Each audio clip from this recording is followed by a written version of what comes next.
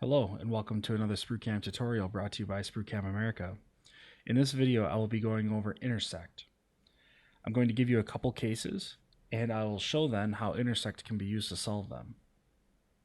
So first off, let's say you are looking to use a 2D contour and you want to go around your part and finish the outside of it.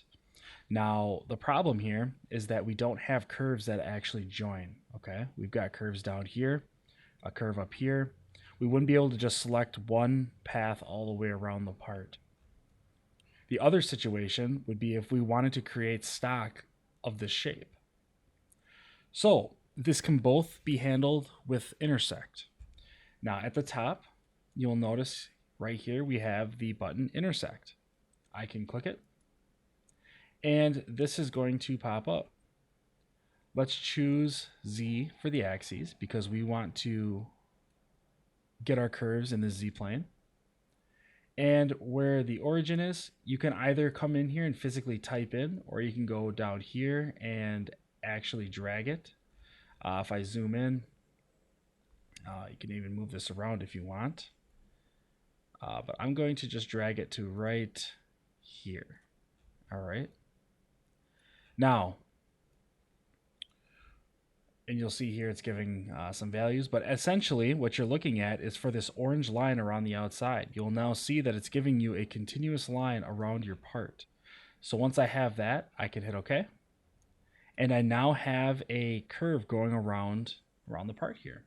So if I go into the machining tab and I create a 2D contour job assignment, I can either go around, hold control and click, or I can just go over here and hit curve, back it off one, and then hit this section and then hit add. And you'll now see that I have a curve going around the part. Now it's going to not give you radius compensation, so I need to turn that on. And I want to select the green arrow to flip it to the outside.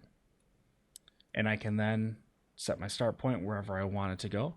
And you'll now see that I have a continuous path around the part. The other use that I mentioned was for stock.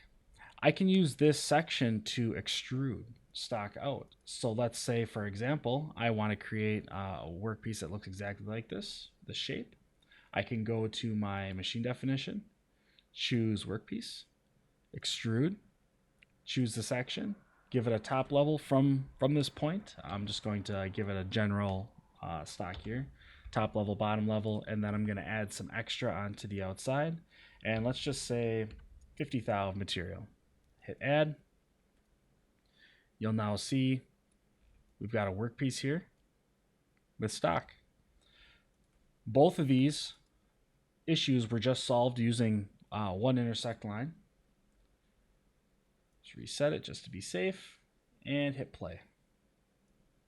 I didn't give it a lead in, lead out here, but as you can see,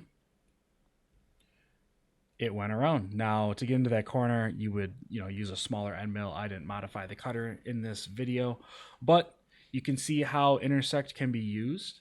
Another use case would be if you're dealing with arcs. Occasionally models import in and the arcs don't actually come in as one solid line. They come in as individual lines. Intersect is a good, easy way to quickly join those together, and you'll notice that it does break the lines down individually. So you can come in there and you could double click them to join whatever you need. So it doesn't come in as one big joint curve. It comes in broken down individually, so you can choose exactly where you need it to go. It doesn't have to be all the way around the part. I hope this video helps and have a wonderful day.